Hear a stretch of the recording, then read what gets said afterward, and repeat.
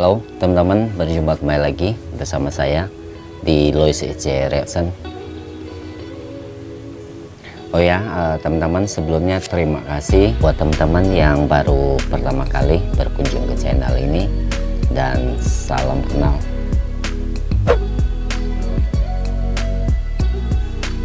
Oke teman-teman, di video kali ini dimana kita akan menyaksikan bersama-sama kemampuan tiga capres kita ini dalam hal apakah fasih dalam bahasa Inggris. Oke teman-teman, tanpa berlama-lama lagi, yuk kita langsung saja saksikan cuplikan videonya berikut ini. Dan pertama-tama kita akan menuju ke Pak Anies Baswedan, paslon nomor 1, dan kita akan saksikan bersama-sama bagaimanakah kemampuan bahasa Inggris dari Pak Anies Baswedan ini ya. Kemampuan bahasa Inggris calon Presiden Indonesia tahun 2024. A man considered in the running to become Indonesia's next president is former governor of Jakarta, Anies Baswedan, and it's a delight to welcome him into the studio. Thank you very much for coming in. Thank you for inviting, Beverly. Lovely to meet you. Now tell me, you've met with the Foreign Minister Penny Wong and also the RBA Governor Philip Lowe. I think every Australian wants to meet with him at the moment with these rising interest rates. It is a sign that our government is taking you very seriously and your potential presidential bid. What was important about you? What did you feel was important about coming here and meeting with someone like Penny Wong, someone like Philip Lowe? Yes, indeed. I'm delighted with the invite from the Australian government to visit, and we both were neighbors, and we'll always be neighbor. And we had worked closely on many issues, and the invite here give me an opportunity. Wow, ternyata oke juga Pak Anies Baswedan, dan ternyata Pak Anies Baswedan ini sangat fasih dalam bahasa Inggris. To reconnect with many friends, academia, people in government, as well as business communities, for exchange of views.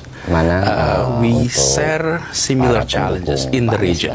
Give us an idea of what are those challenges in your mind. For example, we are experiencing challenge in the environmental issues. Climate change is definitely an issue that we have to tackle together. And then about growth and prosperity in the region. And then also balance in terms of stability in the region. So many of that, and it's always good to hear a perspective of our neighbors.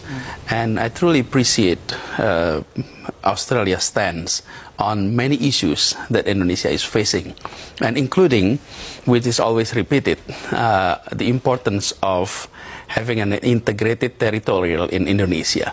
And Australia has repeatedly saying that we supported an integrated Indonesia, and that is important for us too. Yeah. And on the other hand, you know, we would like to see more people-to-people exchange. I think on the G2G partnership has been very strong. I think this is among the highest of all time. And then the business-to-business need to grow even further. Yes, we do, because, I mean, that has been a criticism of President Widodo, that the development, the potential development business-wise between Australia and Indonesia has not really cemented itself. Is that a priority for you? I think so. I think we would like to see more business engagement between Indonesia and Australia. If I'm not mistaken, Indonesia is ranked 13th as Australia business partner. We'd like to see that go up a lot higher. And we need to be on the top 10 of Australia's business partners.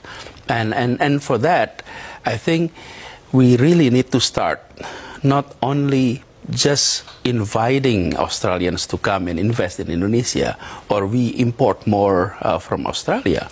But I think it's also important to underline that harvesting partnership in business, partnerships in government relationship, need to start from people-to-people engagement.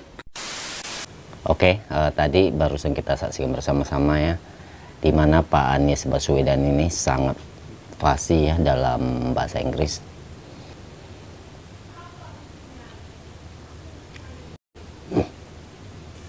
Oke, teman-teman, selanjutnya kita ke paslon nomor 2, yakni Pak Prabowo Subianto, di mana kita juga akan menyaksikan bersama-sama kemampuan bahasa Inggris dari beliau ini ya.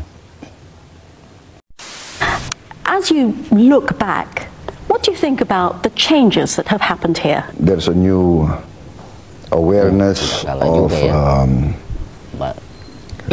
dan ini proper political process, but we are still far from what. Dan ini mana pendukung untuk paslon nomor 2, Pak Prabowo Subianto.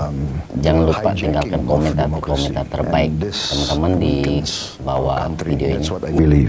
People outside the country believe that Indonesia has had actually a pretty good record over the last few years. Of course, they're not experiencing what's happening in the country. What they see is Indonesia taking a leading role in terms of the world, being involved in G20, for example. Tell us exactly what you mean by hijacking democracy. You know, democracy is not just elections.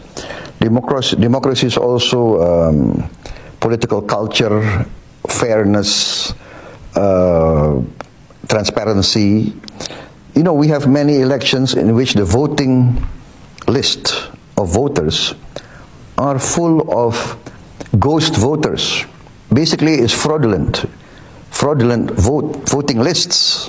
How can we have a real democracy with ghost voters? And the number is quite amazing. Oke, itu tadi untuk Pak Prabowo ini kita bisa saksikan bersama-sama ya, dimana beliau juga sangat-sangat fasih dalam bahasa Inggrisnya. Dan kemudian untuk yang terakhir kita ke paslon nomor urut 3, Pak Ganjar Pranowo. Visit to Central Java and of course here. Oh, is it your first time? Yes, I only went to Yogyakarta about a few months ago. But Central Java was a little more difficult with the pandemic. I think it's getting better now with the vaccination. Regarding the education cooperation, we do not have exchange of education with your province at the moment. And Austria is very strong in education, exchange of professors, and we have cooperation with different universities. So I was hoping maybe also your education department could we can send some information to see if we can continue cooperation on this level. It's the possibility of students going to Austria from the university I think it's could go to Austria for studies of master or doctorate degree, for example, and we have an exchange program that is always very successful, and that could be an interesting option also for your region, because it's something which we try to support. We try to continue this cooperation and expand it. We're very strong already. Honorary Consul knows in Yogyakarta, very strong cooperation already. And I thought maybe we could expand also to the city. From Central Java, we can send some of the teacher, or maybe I can invite your expert from Australia to Central Java. Come here and develop something like training for traders. Yes, exactly. Which is the best one? The best one, what we do first is normally that they come here and they build up the vocational training center, teach them, and after that there's exchange possible. First they build it up here to improve the quality of the workforce and the quality of education. Okay.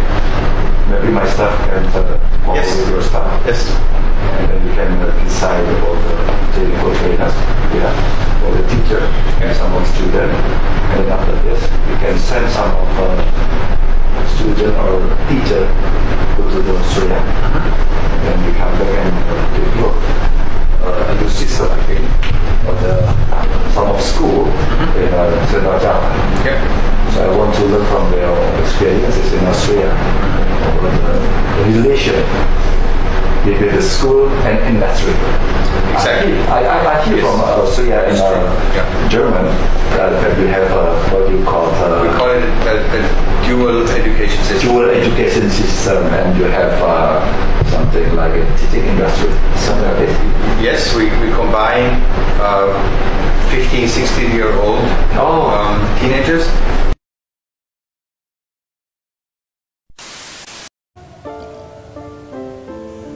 Oke, teman-teman, itu tadi barusan kita saksikan bersama-sama ya, dimana ketiga capres kita ini dalam hal bahasa Inggris, dan ternyata ketiganya sangatlah fasih ya dalam bertutur bahasa Inggris.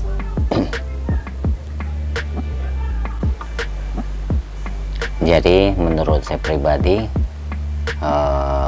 untuk ketiga-tiganya ini sangatlah fasih ya dalam bertutur bahasa Inggris, baik Pak Anies Baswedan dan Pak Prabowo Subianto maupun Pak Ganjar Pranowo. Oke, dan bagaimana menurut teman-teman semuanya?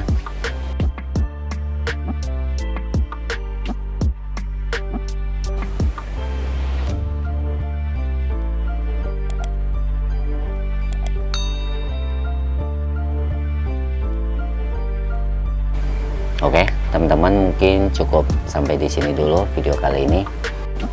Dan terima kasih sudah menonton. Dan sampai jumpa lagi di video-video terbaru lainnya di Lois Reaction. Oke, akhir kata, see you. Bye-bye.